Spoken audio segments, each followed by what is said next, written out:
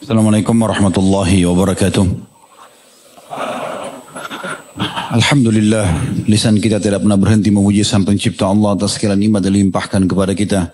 Termasuk Allah masih memberikan hari emas kita ini, hari di mana kita masih diberikan umur untuk bisa melanjutkan roda ibadah kita kepadanya dan akhirnya tentu menambah amal soleh kita, termasuk kita bisa duduk dalam majelis ilmu seperti ini. Semoga Allah Subhanahu wa taala mengikhlaskan niat dan menerimanya sebagai tambahan amal yang insya Allah memberatkan timbangan amal soleh kita pada hari kiamat.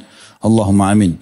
Selanjutnya kita panjatkan salam hormat kita kepada manusia yang telah Allah perintahkan untuk mengucapkan salam hormat kepadanya, dan tentu berharap dari salam hormat tersebut akan dibalas oleh Allah Subhanahu wa taala sebagaimana telah dijanjikan, karena satu kali salam hormat akan dibalas dengan 10 rahmat. Dan sering kali kami ulangi, rahmat Allah meliputi segala sesuatu yang merupakan kebutuhan kita untuk roda kehidupan di muka bumi ini, solusi dari permasalahan, dan juga tentunya pengangkatan dan peninggian derajat sekaligus pembersihan dosa. Semua itu masuk dalam rahmat Allah Subhanahu wa taala.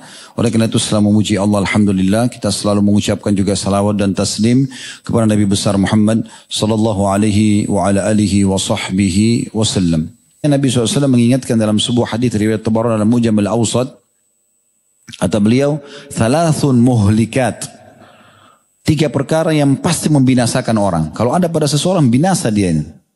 Ya. Hancur hidupnya. Tidak terarah. Ya. Tidak diridhoi Allah. Tidak disukai manusia. Yang pertama, syuhun muta'. Pelit yang selalu diikuti. Kikir. Semuanya serba perhitungan. Ya. Biar untuk dirinya sendiri pun perhitungan. Padahal Allah tidak suruh begitu. Silakan. Kulu, washrabu, makan, minum. Allah suruh makan, minum. Tapi syaratnya halalan thayyibah, yang halal, yang baik, berkualitas. Gak dilarang. Kenapa pelit gak mau makan buat diri sendiri? Yang penting tidak boleh berlebihan. Allah SWT mengatakan, ya bani Adam, khudu zinatakum inda kulli masjid. Inda kulli masjid. Hai anak Adam, ambil pakaian terbaikmu setiap mau ke masjid. Kenapa pakai baju yang tidak baik? Tunjukkan yang terbaik, kenapa enggak? Gitu kan? Tapi orang kalau sudah pelit, gak mau dia. Bahkan ada orang subhanallah kalau dia pergi meeting bajunya bagus. Kalau pergi sholat 5 waktu bajunya kumunya luar biasa. Sudah 30 tahun baju itu terus dipakai.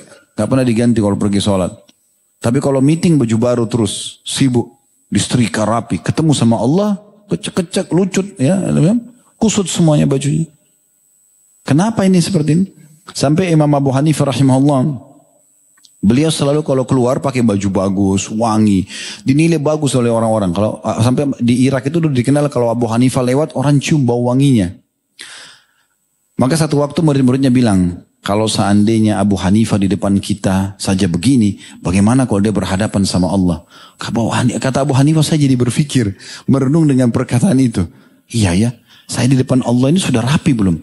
Semenjak itu beliau berazam setiap malam pakai baju terbaiknya untuk sholat malam. Selalu begitu. Imam Malik rahimahullah kalau mau menyampaikan hadis Nabi SAW, beliau mandi dulu. Beliau pakai baju terbaiknya, pakai wangi yang terbaik gitu. Kalau emang orang paham akan seperti itu. Kadang-kadang ada orang seperti itu ya. Kalau sudah muncul akhi dan ukhti perasaan untuk perhitungan di jalan Allah, itu hati-hati. Tanda-tanda bakhil, pelit, tidak boleh. Jangan pernah perhitungan, maka Allah juga tidak perhitungan dengan kita. Ya. Makanya Nabi SAW berkata kepada Asma binti Abi Bakar radhiyallahu anha begitu. Jangan kamu perhitungan, maka Allah pun akan perhitungan denganmu. Sudah royal saja. Berikan jalan Allah Subhanahu wa taala, Allah akan berikan balasannya. Kemudian yang kedua yang membinasakan adalah wahawan muttaba', hawa nafsu yang selalu diikuti tapi yang salah gitu. Ya. Maksiat, hawa nafsu kepada kemaksiatan. Enggak boleh diikutin. Kemudian yang ketiga nih saksi bahasan kita, wa ijabul mar'i bi nafsihi. Bangganya seseorang terhadap dirinya sendiri. Merasa dirinya paling lebih segala-galanya. Nah, ini bahaya sekali. Ibnu Qayyim rahimahullah menyebutkan agar tidak terjerumus dalam masalah kesalahan seperti ini. Beliau mengingatkan dan menyimpulkan ada 3 hal yang berbahaya sekali kalau ada pada seseorang. Ya. Dan siapa yang terbebaskan dari 3 sifat ini, maka pasti dia akan terlindung dari semua keburukan. Nah. Beliau mengatakan, ya, tentu di sini yang dalam statementnya, barang siapa yang terbebaskan dari 3 sifat, maka dia akan terlindungi dari segala macam kejelekan. Ketahuilah, kekafiran itu berasal dari sifat sombong. Ya, berarti sombong tidak boleh ada. Ya.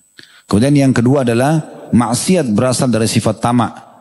Kalau orang tamak selalu merasa mau lebih dari apa yang sudah Allah berikan, yang bukan haknya dia. Tamak itu sebenarnya begini, lebih ingin memiliki apa yang orang sudah miliki. Tamak gitu. Kalau dia lagi makan, dia ingin tambah karena dia butuh, tidak tamak sebenarnya. Tapi kalau yang orang lain miliki, dia ingin dapatkan, ya, dalam arti kata dia ingin rebut, supaya tidak ada lagi pada orang itu bisa disilakan dengan tamak. Itu pintu semua kemaksiatan. Kemudian yang ketiga adalah sikap melampaui batas dan kezaliman berasal dari hasad atau dengki. Berarti kalau kita simpulkan 3 hal yang beliau bahasakannya. Sombong, kemudian yang kedua adalah tamak, dan yang ketiga hasad. Kalau ini ada pada seseorang, dia akan sulit sekali untuk bisa meraih keberkahan dalam masalah ilmu. Ya. Baik, kita akan masuk teman-teman sekalian lebih dalam lagi penjelasan kita. Ilmu itu mirip dengan harta. Kalau harta bisa membawa kepada orang sombong, ilmu juga bisa membawa kepada orang sombong. Jadi sebagaimana kalau orang kaya itu, supaya dia tidak sombong, dia merendah, dia bersedekah, berbaur sama orang miskin. Nah, orang berilmu juga sama. Berbaur dengan orang, ya dia bagi ilmunya, dia terapkan dalam kehidupannya. Kalau tidak, maka akan terjadilah kesombongan dalam ilmu dan akhirnya tidak ada keberkahan. Wahab bin Munabbih menjelaskan masalah itu rahimahullah. Beliau berkata, "Anna lil ilmi tughyanan ka tughyanil mal." Sesungguhnya ilmu itu memiliki keangkuhan sebagaimana keangkuhannya harta. Dia bisa membuat orang jadi merasa sombong, ya. Kemudian ada perkataan yang menarik dari Syekh Abu Bakar Zaid rahimahullah. Ini tahapan penuntut ilmu, ya. Beliau mengatakan al-ilmu salasatu ashbar. Ilmu itu ada 3 jengkal. Shibir itu jengkal, ashbar berarti jamaknya. Man dakhala fi shibril awal, ya, takabbar. Siapa yang baru masuk di jengkal pertamanya, biasanya yang menyelimuti dia kesombongan.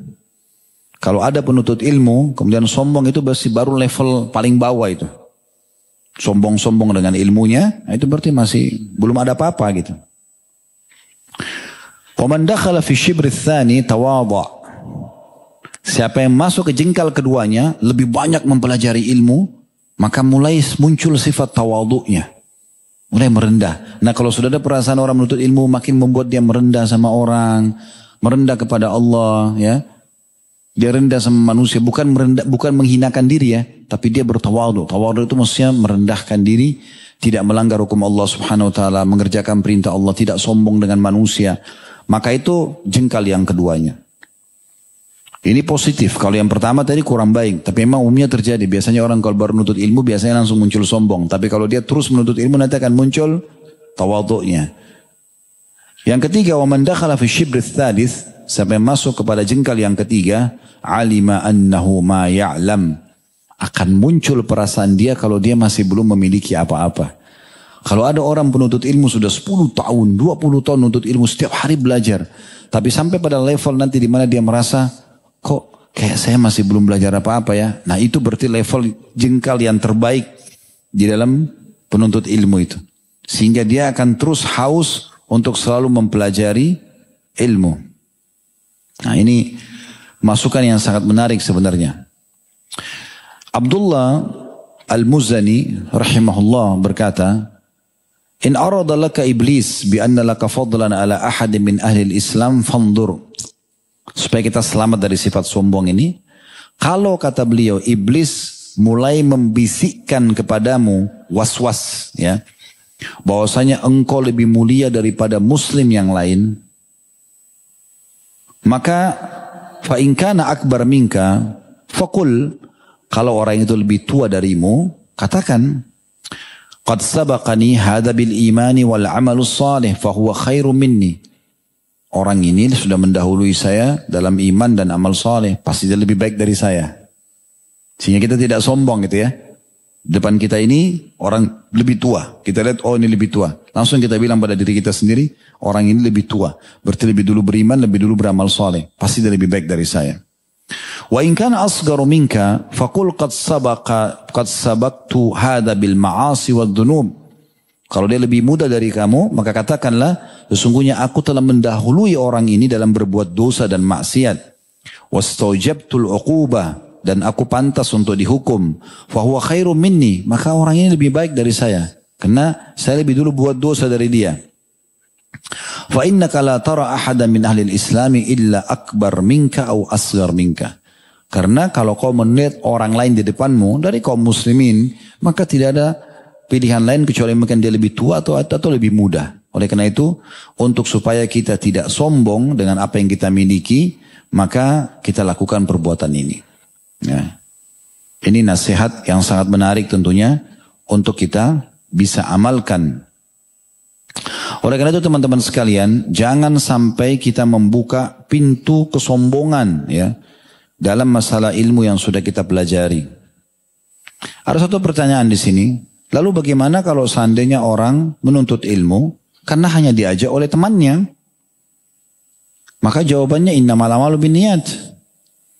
Kalau dia karena ingin menjawab undangan seorang muslim, ada pahalanya. Kalau dia sekaligus supaya saya juga mau belajar, ada pahalanya. Ada keberkahan di situ. Ya. Bagaimana kalau orang sekolah hanya untuk misalnya mendapatkan ijazah? Apakah itu dibolehkan? Kalau dia hanya sekedar mengetahui bahwa saya memang sudah berjalan di masanya dia, memang orang membutuhkan ijazah, hanya sebagai formalitas nggak ada masalah. Yang penting dia nuntut ilmunya, gitu kan? Karena ijazah ini memang satu hal formalitas yang harus ada di masa kita sekarang. Tapi kalau dia target utamanya adalah cuma ijazah, tidak penting ilmunya, ini biasanya tidak akan ada keberkahan dalam ilmu yang didapatkan. Ya. Juga ada poin lain yang perlu digarisbawahi. Ilmu itu tidak ada batasnya. Tidak ada batas, tidak ada perkataan. Kalau penuntut ilmu yang jujur, dia tidak akan pernah mengatakan, oh saya cukuplah belajar sampai di sini. Ya. Saya nggak perlu tambah lagi. Kalau ada seperti itu perasaannya berarti orang ini belum menjadi penuntut ilmu yang benar. Penuntut ilmu yang benar adalah selalu merasa haus, selalu merasa kurang. Selalu merasa apalagi ini yang saya harus belajar. Kalau Allah subhanahu wa ta'ala munculkan di dalam hati antum perasaan ini, sudah belajar, kayaknya tadi enak ya dengar ilmu, saya mau dengar lagi. Pulang dari pengajian, di jalan masih dengar, di rumah masih dengar. Selalu haus dengan ilmu, itu sebuah nikmat yang besar, jangan sampai dihilangkan. Ya. Harus dijaga itu. Karena tidak semua orang seperti itu. Biasanya syaitan masuk di saat itu lalu mengatakan, kan tadi sudah nuntut ilmu, ya sekarang saatnya santai. Seakan-akan tadi itu siksaan, sekarang saatnya istirahat. Padahal sebenarnya keliru. Dan ilmu ini sering kami ucapkan ya, makin banyak kita pelajari, makin besar manfaatnya buat kita. Beda dengan harta gitu kan. Makin banyak kita miliki, makin banyak tanggung jawabnya juga. Makanya Ali bin Abi Thalib mengatakan ilmu itu akan menjagamu sementara harta kau sibuk menjaganya. Kau akan sibuk menjaganya. Jadi tidak ada ruginya menuntut ilmu. Tinggal bagaimana kita mengontrol diri kita agar jangan sampai ya, kita masuk dalam bab sombong ataupun tidak ikhlas. Ingat selalu firman Allah subhanahu wa ta'ala dalam surah An-Najm ayat 32. وَلَا تُزَكُّوا أَنفُسَكُمْ هُوَ أَعْلَمُ بِمَنِ اتَّقَى. Janganlah kamu menganggap dirimu suci, dialah yang paling mengetahui siapa orang yang paling bertakwa. Ya. Subhanallah, keikhlasan dalam menyampaikan, ya, juga keinginan agar ilmu itu sampai kepada orang lain, atau kita belajar untuk kita memahami ilmu itu tuh banyak sekali berkahnya, banyak sekali keberkahannya. Bahkan kadang-kadang sudah bertahun-tahun dari masa kita hadir dalam majelis tersebut masih teringat, ya, apa yang dipelajari, karena memang keikhlasan penyampaian, keikhlasan yang hadir, sehingga connect antara dua keikhlasan ini membuat orang-orang mendapatkan keberkahan dalam ilmu tersebut. Jadi kita tidak boleh sama sekali mensucikan. Kata Allah, jangan kalian menganggap diri kalian suci, dialah orang yang paling mengetahui siapa yang paling bertakwa. Siapa yang paling bertakwa. Di sisi Allah SWT itu orang yang paling merendah, orang yang paling ikhlas, itu yang paling tinggi derajatnya dan paling cepat, ya. Jangan batasi ilmu itu, selalu belajar. Saya pernah punya seorang teman dekat dari Senegal beliau. Namanya Abu Bakar. Masya Allah waktu itu kami sama-sama S1. Saya pas lagi kuliah di Madinah di Fakultas Dakwah. Kami mungkin sudah berjalan di tingkat 1 itu sekitar 3 bulan mungkin. Beliau karena terlambat visanya, jadi baru datang. Tapi ada satu pelajaran penting saya lihat dari orang ini kita. Di antara semua teman-teman yang masuk sudah 3 bulan berjalan ya. Sudah sekian materi yang berlalu, ada hadis, ada sirah, ada fikih, ada usul fikih, ada tafsir, ada Al-Quran, ada banyak materi yang dipelajari. Selama 3 bulan ini masih banyak mahasiswa yang lalai. Karena mereka anggap, 3 bulan. Tapi Abu Bakar ini, dan Masya Allah karena keikhlasan dia mungkin ya. Saya dapatkan dia sampai selesai S3 di Madinah dan Masya Allah luar biasa. Padahal waktu masuk S1 itu telat datangnya. Hari pertama dia datang, dia duduk di sebelah saya. Kemudian dia salaman, habis itu karena dosen lagi ngomong, dia cuma bilang sama saya, sebentar, nanti selesai ini materi baru kita kenalan. Oh iya, saya lihat anak ini, dia siapin satu kertas buku tulis satu sama sebuah pulpen saja. Dosen ngomong apa ditulisin sama dia. Dia bertanya, padahal mahasiswa baru masuk gitu. Dia tidak pusing untuk kenalan sama orang-orang dulu. Tapi bagaimana ilmu ini jangan keluar kecuali saya sudah harus paham nih. Karena dosennya juga dibayar untuk itu. Selesai materi, baru dia kenalan, baru dia salaman. Dosen masuk lagi, dia sibuk lagi nulis. Subhanallah, yang dia lakukan setiap hari diambil dari siapa situ yang berprestasi, diambil bukunya, buku tulisnya, kemudian dia pakai bawa ke kamarnya, baru kemudian di asrama, kemudian dia nukil sama dia. Subhanallah, pada saat dia lulus cum laude, ya. Padahal dia telat gitu. Pada saat mau ujian, kami mau ujian, pas mau masuk materi akidah waktu itu. Ada satu syair akidah tentang masalah syarat la ilaha illallah gitu kan. Mungkin sekitar ada 6-7 bait syair. Kalau secara baris ya, tapi dalam satu baris ada 2 syairnya, 2 baitnya. Itu saya lagi hafal di depan kampus, saya ulangi karena saya sudah lagi hafal. Saya merasa ini penting untuk dihafal, memang kebutuhan untuk ilmu, dan alhamdulillah memang sampai sekarang saya masih hafal syair itu. Pada saat saya lagi hafal itu, lewatlah Abu Bakar ini. Itu waktu masih tingkat 1 kuliah, beliau lewat. Terus dia bilang, Khalid, apalagi yang kira-kira menurut kamu saya harus baca? Loh, saya tidak tahu ini 5 menit lagi bunyi lonceng. Saya tidak tahu yang belum dibaca apa. Tapi saya bilang, sudah hafal belum syair ini? Oh belum. Subhanallah dalam 5 menit itu. Dia langsung bilang, mana? Kasih ke saya. Coba pandu. Dia baca sama dia. Habis dihafal. Betul, kita masuk ke kelas, nilainya ada 15 atau berapa nilai itu. Dari 50 ya. Cukup besar nilainya syair itu saja gitu. Allah SWT berikan taufiknya. Jadi kalau orang ikhlas itu subhanallah Allah berikan taufiknya. Tapi sekali lagi, kapan kita salah gunakan hanya untuk berbangga-bangga, hanya untuk sombong, meremehkan orang lain, maka tidak akan ada manfaatnya sama sekali.